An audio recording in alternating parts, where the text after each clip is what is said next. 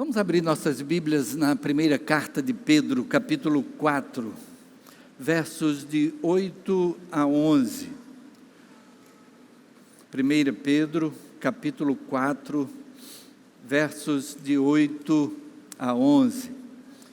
Veja se alguém ao seu lado precisa compartilhar da sua Bíblia na leitura desse texto, no acompanhamento dessa leitura. 1 Pedro, capítulo 4, versos de 8 a 11. E assim nós lemos: acima de tudo, porém, tende amor intenso uns para com os outros, porque o amor cobre multidão de pecados. Sede mutuamente hospitaleiros, sem murmuração. Servi uns aos outros, cada um conforme o dom que recebeu, como bons despenseiros da multiforme graça de Deus. Se alguém fala, fale de acordo com os oráculos de Deus.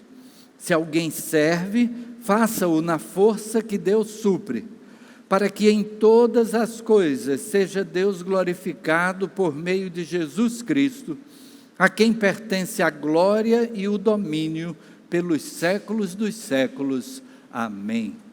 Vamos orar? Senhor Deus, louvamos o Teu nome pelo trecho da Tua palavra que agora foi lido e pedimos, Pai, a direção do Teu Espírito para que possamos extrair as lições que Tens preparado para cada um de nós nesta manhã. Fala ao nosso coração e ajuda-nos a entender aquilo que precisamos de diferente na nossa prática de vida, para que estejamos aplicando o Teu ensino no nosso dia a dia. É o que suplicamos agradecidos em nome de Jesus. Amém. Amém. Os irmãos viram que a temática que temos para este mês de aniversário da igreja é compartilhando o amor de Deus. De fato, na próxima semana estaremos meditando junto com o pastor William Salgado sobre o fato de que estamos há 53 anos compartilhando o amor de Deus. Desde o início dessa igreja, o propósito dela tem sido compartilhar o amor de Deus. E o que precisamos é estar cada dia mais com o espírito voltado para isso, com a intenção de fazê-lo. Gostaria de que nesta manhã estivéssemos meditando sobre este compartilhar através do serviço. O que é que o apóstolo Pedro aqui apresenta a esse respeito? Ele começa falando sobre algo que é de suma importância, ao ponto de que a expressão é acima de tudo, como primeira coisa, como prioridade, que possamos estar tudo fazendo em amor, tende amor intenso uns para com os outros. Aquilo que fazemos para Deus deve ser resultado de amor. Deve estar completamente mergulhado, imerso em amor. O apóstolo Paulo, quando ele fala a respeito dos dons, lá em 1 Coríntios, nós temos esse tema sendo tratado desde o capítulo 12 até o capítulo 14. Ele está falando ali sobre os dons, sobre as capacitações dadas por Deus a cada um de nós, para que exercitemos esses dons, para que apliquemos no cumprimento da sua vontade. Deus tem uma tarefa para cada um de nós, um propósito, um plano, e nós já cantamos também a respeito dos planos de Deus, e Ele tem algo de especial para a vida de cada um de nós. E o apóstolo Paulo trata então dos dons, mas entre o capítulo 12 e o capítulo 14, no meio aí, o capítulo 13, ele vai tratar do fato de que tudo que fazemos para Deus depende de o fazermos em amor. Ele diz que ainda que eu falasse as línguas dos homens e dos anjos, a igreja de Corinto estava dando muita atenção ao dom de línguas, e então ele vai e diz, olha, ainda que eu falasse as línguas, não somente dos homens, mas dos anjos também, se eu não tivesse amor, eu estaria somente fazendo barulho, eu estaria sendo como um sino que soa, um metal que tine ao ser atingido. Ele vai tratar de outros temas, ainda que eu entregasse todos os meus bens para o sustento dos pobres, ainda que eu entregasse o meu próprio corpo para ser queimado, se não tivesse amor, nada disso me aproveitaria, nada disso teria o resultado que está nos propósitos de Deus. Tudo aquilo que fazemos, devemos ter como motivação o amor. O apóstolo Paulo tinha isso muito claro na sua vida, ao ponto dele dizer, o amor de Cristo nos constrange, o amor de Cristo nos pressiona, nos empurra, o amor de Cristo faz com que nós respondamos a esse amor. E a nossa resposta, então, está em servir a Ele e ao próximo em amor. Por isso o apóstolo Pedro aqui, afinado com esse mesmo princípio, ele vai dizer, acima de tudo, tende amor intenso uns para com os outros. E aí ele acrescenta, porque o amor cobre multidão de pecados. Aqui, a palavra cobre tem o sentido de que vai além, supera, é maior que. A gente vai ver na continuidade que ele vai dizer, sede mutuamente hospitaleiros, sem murmuração. Ao dizer sede hospitaleiros, ele está falando sobre a intenção que devemos ter de acolhimento. Na nossa igreja nós temos definido, através da nossa declaração de visão estratégica, que queremos ser uma igreja acolhedora, restauradora, comprometida com os valores do reino de Deus, tornando-se referência para o mundo. Vamos tentar dizer juntos? Ser uma igreja acolhedora, restauradora, comprometida com os valores do reino de Deus, tornando-se referência para o mundo. Que desta forma o mundo possa estar vendo Jesus Cristo em nós. Mas a primeira coisa que dizemos é que desejamos estar tendo como prática ser uma igreja acolhedora. Aqui, quando o apóstolo Pedro trata de hospitalidade, hospitalidade tem a ver com isso, acolhimento, receptividade, aceitação.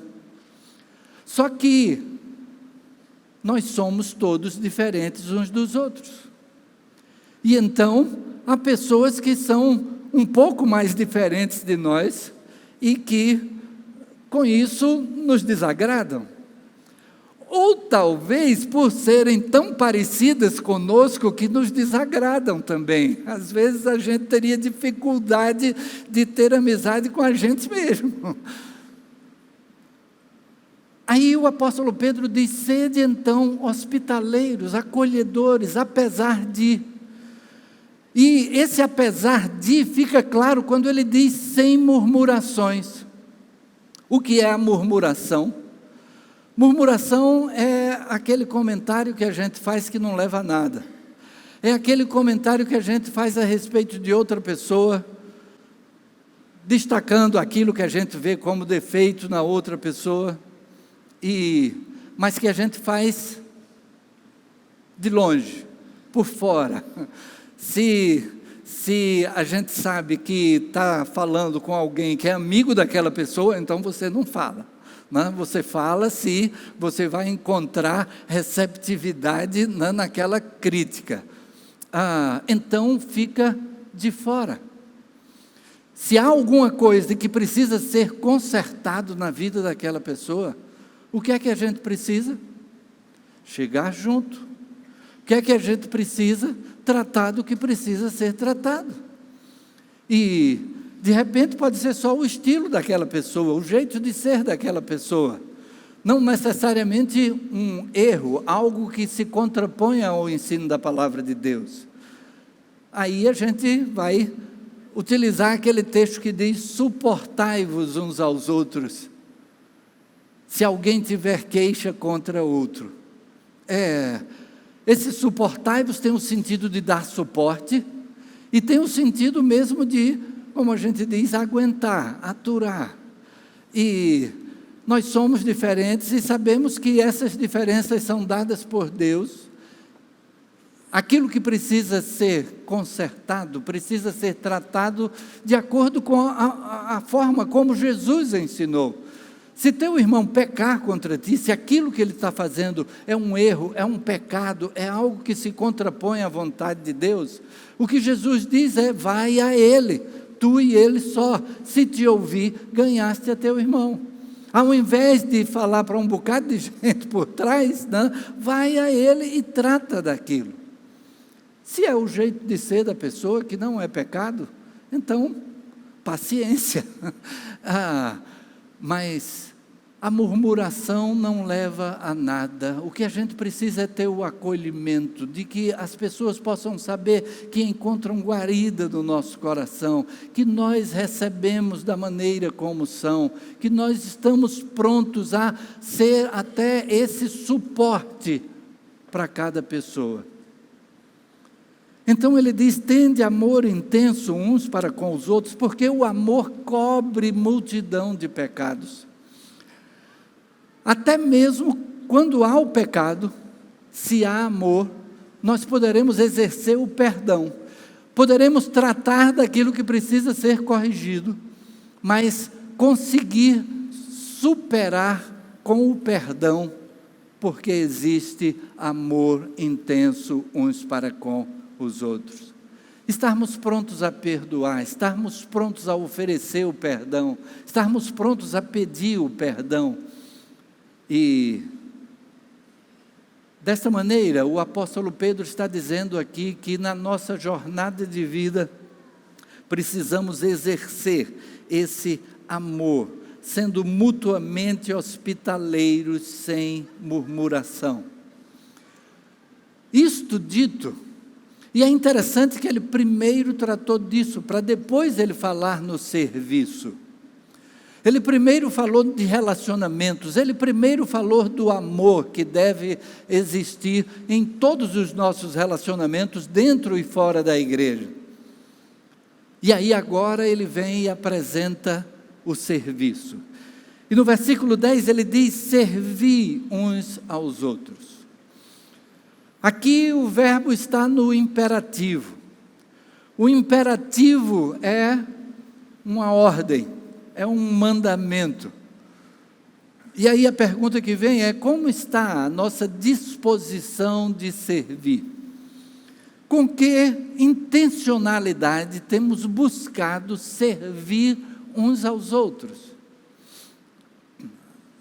Lembro que é possível até que ele repita essa experiência, mas ele compartilhou conosco, o pastor William Salgado compartilhou conosco a experiência de quando ele, procurando estabelecer um relacionamento dessa forma com o seu vizinho, e aí um dia o vizinho ligou para ele e disse: William, eu estou com um problema. Eu preciso levar meus filhos na escola, mas não posso sair do trabalho, ou estou viajando, não me lembro exatamente qual era o impedimento. Não, estava com o carro na oficina, não vou conseguir chegar para pegar os filhos para levar na escola. Será que você podia levar meus filhos? E a resposta dele foi: meu sonho, meu sonho. E foi e disse mais: e se quando terminar a aula você ainda precisar, pode me falar que eu vou buscar os meninos na escola. E aí ele foi, levou as crianças na escola, e no final da aula o carro ainda não estava pronto, e ele foi buscar as crianças na escola. E quando ele diz meu sonho, é porque no seu interior ele queria que aquele seu amigo entendesse que ele estava pronto para servir. Ele estava pronto para ser apoio, para ser suporte, para auxiliar, mesmo nas dificuldades que a vida nos apresenta. Às vezes, a gente pensa em amizades que são amizades dos bons momentos. São aquelas amizades de quando a gente está junto para celebrar um aniversário, e aí a gente vai na casa da pessoa e faz festa, ou convida a pessoa na sua casa. Mas na hora da necessidade, não, aí são outros 500. Ele tem família, ele tem filhos, ele tem os pais, ele vai poder resolver de alguma forma. Mas a ordem aqui é servir uns aos outros. Sirvam uns aos outros. E ele diz, cada um conforme o dom que recebeu. Nós temos utilizado aquelas 3 palavras, né? Conviver, crescer e compartilhar. E esse compartilhar inclui o colocar os nossos dons a serviço do outro. A serviço de Deus, servindo ao outro. E ele vai, mais adiante, vai mostrar esse passo a passo desse serviço. Mas o entendimento que ele traz aqui é que Deus já nos tem capacitado com o que é necessário para que estejamos prestando serviço. Ele é que nos usa como instrumentos seus. E então ele diz, cada um conforme o dom que recebeu, como bons despenseiros da multiforme graça de Deus. O que ele está dizendo aqui é que Deus tem graça em abundância para distribuir a todas as pessoas do mundo. E ele preparou um estoque de graça para cada um de nós. Aquele depósito, aquele almoxarifado de graça, ele colocou na nossa vida, um almoxarifado de graça na vida de cada um de nós, em cada um de nós. E nos deu a chave desse almoxarifado. Nós somos os despenseiros, nós temos uma dispensa cheia da graça de Deus. E nós somos os dispenseiros, aquele que tem a chave da dispensa. E então ele diz que, como bons despenseiros, nós precisamos distribuir essa graça. Naquilo que ele colocou na nossa vida, nós podemos estar aplicando para servir aos outros. E ele colocou na nossa vida dons, ele colocou na nossa vida tempo, ele colocou na nossa vida forças, ele colocou na nossa vida recursos, para que nós utilizemos da maneira como ele quer, da maneira como ele tem para cada um de nós. E então, ao servirmos uns aos outros, estamos concretizando o que é o propósito de Deus em nós.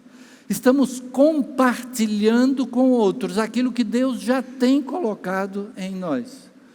E é graça o que recebemos. É graça, nós não merecemos. Mas, por isso que o apóstolo Paulo diz, né, que o amor de Cristo nos constrange. E ele nos constrange ao ponto de que os que vivam, não vivam mais para si mesmos, mas para aquele que por eles morreu e ressuscitou. Cristo morreu em nosso lugar, graça. Sem merecermos, graça. Ele é que pagou o preço para o nosso benefício, graça. E nos oferece então salvação de graça por meio da fé, porque Ele pagou o preço. E então, Ele coloca nas nossas mãos a oportunidade de ministrarmos graça, de distribuirmos essa graça, de sermos canal de graça. Cada um conforme o dom que recebeu, como bons despenseiros da multiforme graça de Deus. Se alguém fala, fale de acordo com os oráculos de Deus. Aqui ele trata de quando, nesse nosso serviço, estamos utilizando a palavra. quer seja alguém que tem o dom da palavra, para a pregação, para o ensino, quer seja ao falarmos para as outras pessoas a respeito de Deus. E todos nós podemos fazer isso. Nós temos alguns exemplos na Bíblia de pessoas que eram recém-convertidas, mas que foram compartilhar aquilo que viram em Jesus Cristo. A mulher samaritana, ao ter um encontro com Jesus, ao entender que Jesus era o Messias, quando Jesus disse, eu sou, eu que falo contigo, ela largou o cântaro, correu na cidade e disse às pessoas, eu encontrei um homem que me disse tudo quanto tenho feito. Ele revelou toda a verdade da minha vida. Será que não é ele o Messias? E as pessoas foram então ao encontro de Jesus. Ela compartilhou aquilo que ela encontrou em Jesus. Noutra ocasião, o Senhor Jesus está na região de Gadara e um homem endemoniado, Jesus expulsa dele aqueles demônios. E aquele homem que vivia nu, de repente é encontrado vestido e sentado aos pés de Jesus, ouvindo o seu ensino. Aquele homem que ninguém podia prender, agora está calmamente sentado, ouvindo o ensino de Jesus. E quando as pessoas ali, por se sentirem prejudicadas, porque aqueles espíritos imundos entraram numa manada de porcos, e os porcos se jogaram no mar, e houve prejuízo, aquelas pessoas expulsaram Jesus dali. Jesus, vai embora daqui, a gente não quer você por aqui não. Eles preferiam os porcos àquela vida daquele homem. Mas Jesus vai então entrar no barco. E aquele homem faz menção de ir junto. Agora, Jesus, eu estou contigo e não abro, né? Eu vou junto onde quer que seja. Mas Jesus vem e diz, não, mas vai para os teus e conta tudo quanto Deus te fez. E aquele homem, o texto bíblico diz que ele vai para a região de Decápolis. Decápolis era o nome dado àquela região que tinha 10 cidades. Aquele recém-convertido assume a tarefa. Foi Jesus que mandou, ele então vai e assume a tarefa e compartilha o que é que Jesus fez na vida dele. E as pessoas ficavam admiradas do que ele relatava. Se alguém fala, fale de acordo com os oráculos de Deus. Cada um destes falou daquilo que era realidade do que tinha ouvido de Jesus. E nós falamos também daquilo que ele deixou registrado na sua palavra, para que fosse transmitido.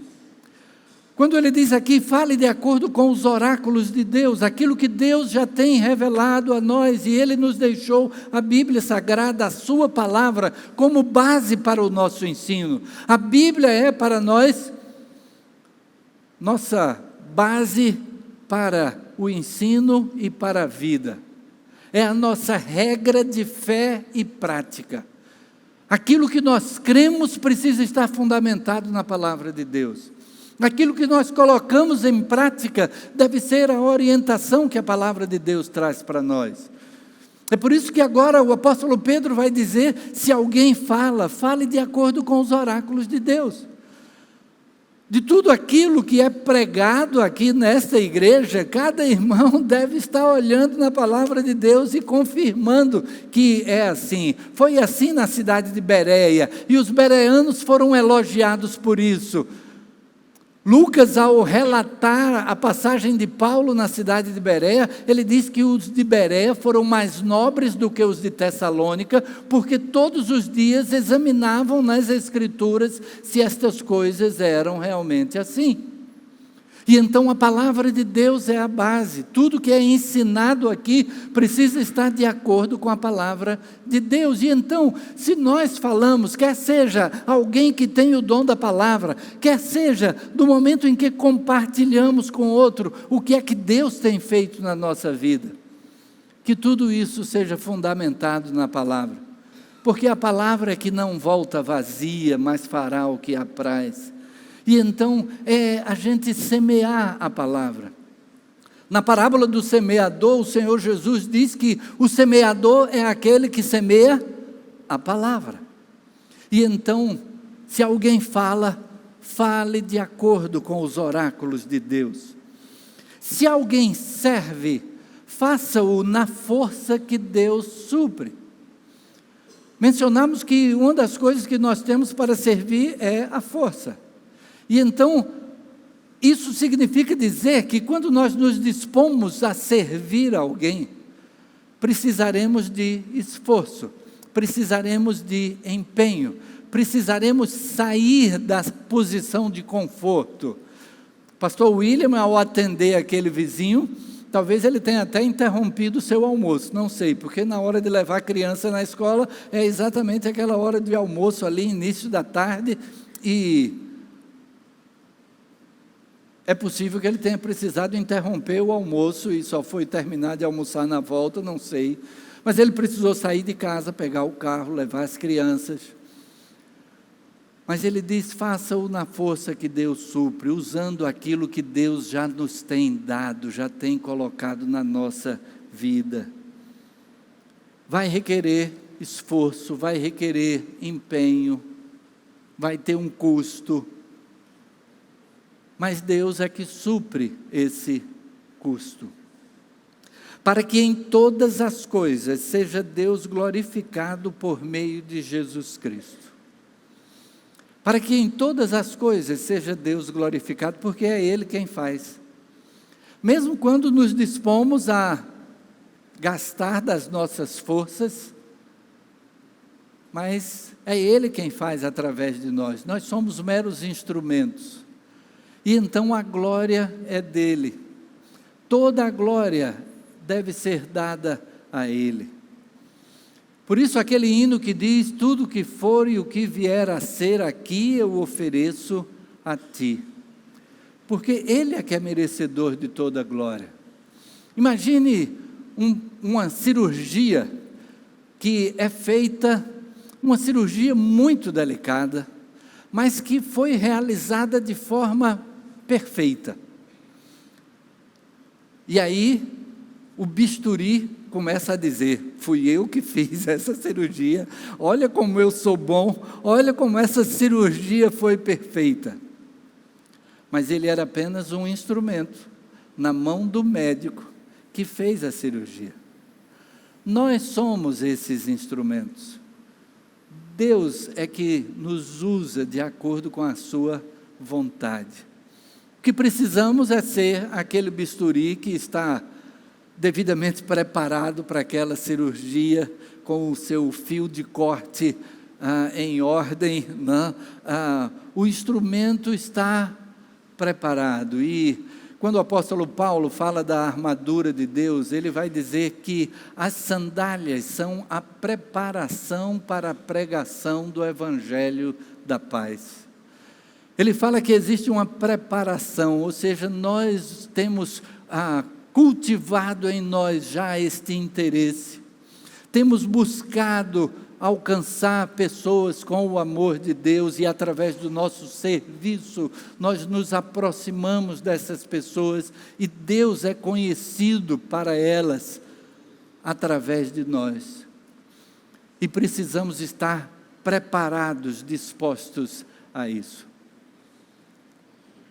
Lembro que certa vez, tratando de um tema que é muito simples, a gente estava num treino de voleibol, contratamos um treinador e um dia no treino, uma bola que foi cortada e que foi fora do alcance, e aquele treinador, no final do treino, fazendo aquele debriefing, ele disse, na hora que a bola vem de lado, ao invés de você tentar chegar com as duas mãos para defender na posição de manchete, como a gente chama, né? Ele disse, você vai com uma mão só, fechada, e tenta defender desse jeito. Porque a bola vem tão rápida que o tempo que você leva para chegar com as duas mãos é demasiado, e quando você chega a bola já passou. E eu fiquei, durante aquela semana, pensando, poxa, é isso mesmo, na hora que alguém bater aqui é muito mais rápido do que isso aqui. E não deu outra. No treino seguinte, alguém cortou e a mão foi rapidamente, por quê? Porque estava preparada para isso. Aquele treinador havia advertido, eu havia me conscientizado e fiquei mentalizando essa ação de defesa. E na hora que alguém cortou, então, imediatamente, eu fiz aquilo que no treino anterior eu não sabia fazer. Não estava preparado para fazer. E então, a preparação da pregação do Evangelho da Paz. A preparação para servir uns aos outros, de estarmos imbuídos de que isso é propósito de Deus na nossa vida, e de que o alcance disso é uma extensão do que foi o alcance da própria vida de Jesus, que não veio para ser servido, mas para servir e dar a sua vida em favor de muitos. E assim, o que Ele espera de nós é que estejamos espelhando o seu exemplo. E que, como diz a nossa declaração de visão estratégica, possamos estar sendo referência para o mundo, ou seja, o mundo vendo Jesus em nós através das nossas ações. Dessa forma, compartilhando aquilo que Deus já tem colocado em nós, para ser usado no serviço a Ele, ao servir ao próximo, ao servir as outras pessoas. Nós temos diversas oportunidades de servir. Nós temos oportunidade de servir ao participar de um pequeno grupo, quando aprendemos uns com os outros e nós vemos na vida do outro algo que serve para a nossa vida, e o outro vê na nossa vida algo que serve para a vida dele. Talvez você pense assim, não, mas eu já sou um crente maduro o suficiente para não precisar mais disso, eu leio a minha Bíblia e faço a aplicação na minha vida. Ainda que você pense assim, mas está enganado, porque nós sempre temos o que aprender, e quando nós não tivermos o que aprender, quer dizer que nós estamos diminuindo, porque a vida cristã é como aquela escada rolante que menino gosta, né? A escada rolante que desce e que menino quer subir, né? No momento que você para de se esforçar para subir, se você chegar na metade e disser, agora eu vou descansar um pouquinho, aí você começa a andar para trás, né?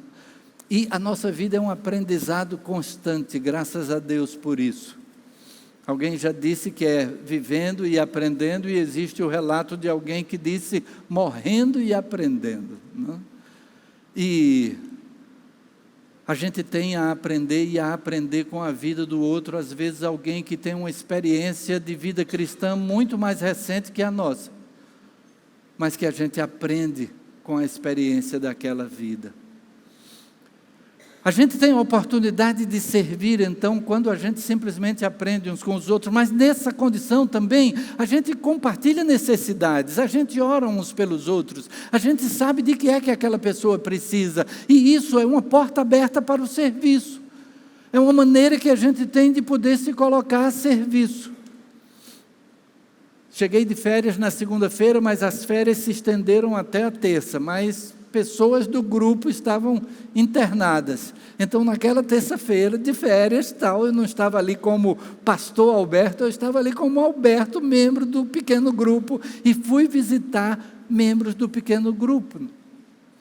E a gente tem a oportunidade de servir uns aos outros também, porque a gente está mais próximo, a gente tem mais conhecimento dessas necessidades.